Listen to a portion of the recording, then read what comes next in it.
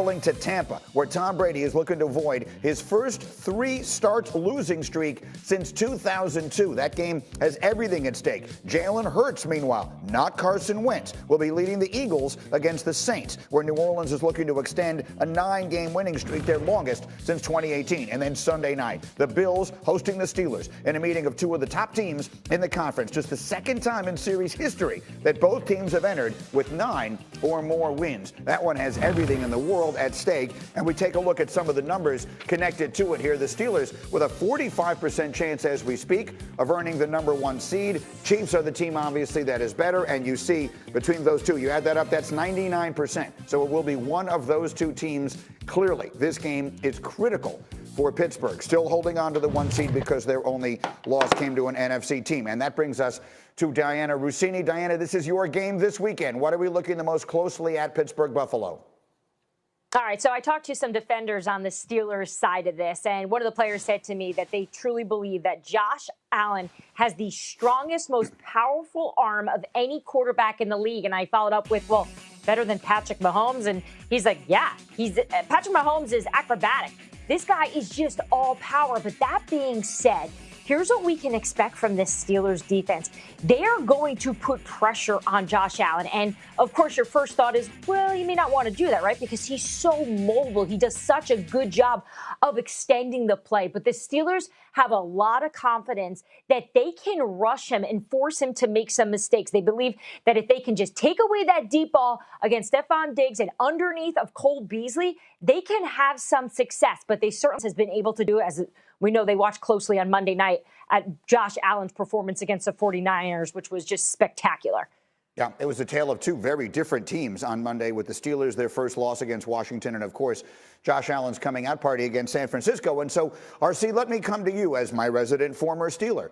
What do you see in that football team right now, and what does this game mean, in your opinion?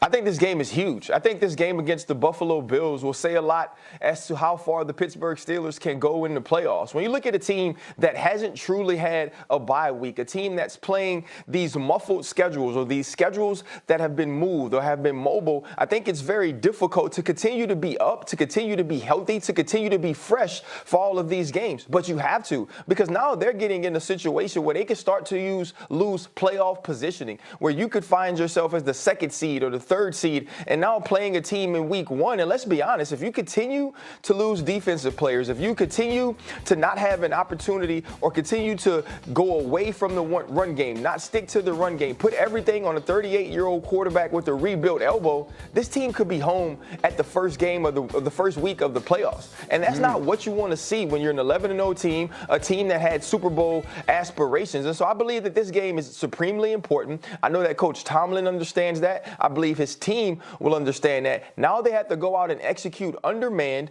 They have to go out and execute missing some very important pieces to this defense. And so I'm interested to see what Keith Butler can dial up, the defensive coordinator of the Steelers, to put pressure on Josh and stop Stephon Diggs on the outside.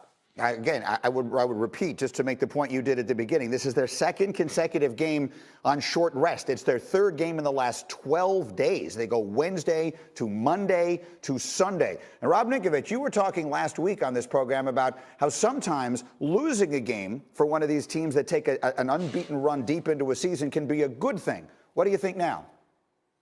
Yeah, I mean, look, unfortunately they lost to Washington, but at the end of the day, you can use that tape as kind of like coming back to reality. You're not undefeated anymore. Look, you guys aren't that good.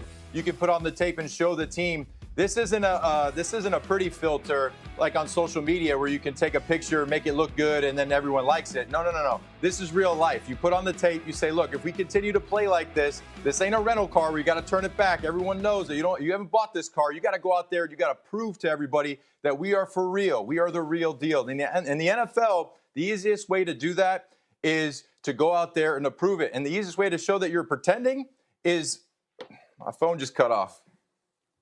No, it did not. We're good. We've got you, Nick. We've got you here. We're good. But let me, this is TV in 2020. He can't hear us. So let's just go single to Ryan Clark, if I could, for a brief moment here, if I can, Jen. And let me just ask you, RC, what's the one thing you need to see the Steelers do to win this game on Sunday night against the Bills? The Steelers need to run the football. The Steelers need to find an identity that says that we can continue or we still can be physical. This is what this organization was built on. We don't show highlights and Heinz feel of the offense and everybody gets excited. No, it's about physicality. It's about putting your face mask on another man's face mask and bending his will. The Pittsburgh Steelers have gotten away from that. The Pittsburgh Steelers now lose Bud Dupree. So let's start the physicality up front with the offense, with Marquise Pouncey, with James Conner returning, and then move into the play action pass. Be a team that can pick up 3rd and 1 and 4th and 1 and not be at the bottom of the league. You can't win championships going forward in the playoffs without some form of physicality up front offensively, and they don't have it. And I think when teams start to turn into that, teams also start to turn into being a little softer defensively and to kind of mirroring what they see of an offense that passes the ball 53 times, and we saw that against the Washington football team. The Pittsburgh Steelers have to get back to who we thought they'd be at the beginning of the season, which is a team that would stick with the run, now go to play action pass, and dominate you defensively. This is a perfect week to show it, but it's also the week they have to show it if they want to be the #1 overall seed and get out of the first week of the playoffs. Yeah, Diana, what are you hearing from Pittsburgh about their level of just self-confidence based upon that defeat? Everyone had sort of questioned their record anyway. Now they lose a bad game. What is your sense coming out of that locker room? Yeah, much like what Rob was alluding to, I think losing to Washington probably was the best thing to happen to this team. I've heard over and over the years of covering football, sometimes when you win, it camouflages some of the mistakes when you're taking a look at those details. It's after a loss when you really grind the tape and you look at the improvements that need to be made. So while they know that they are not a perfect team, after losing to Washington, they realize they need to make some corrections here. And Mike Tomlin apparently has run a pretty tight ship this past week, talking to players this week, just kind of getting a vibe of what the tone is. And it isn't anything different. We know Mike runs a tight ship. But in terms of the expectations this week, these guys are coming to play in Buffalo.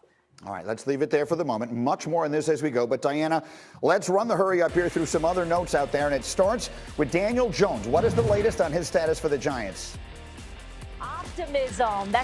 There's really good news from what I'm hearing inside the organization about Daniel Jones. We know he's got that hamstring injury. Colt McCoy did a great job stepping in for him both against the Bengals and the Seattle Seahawks, getting that victory.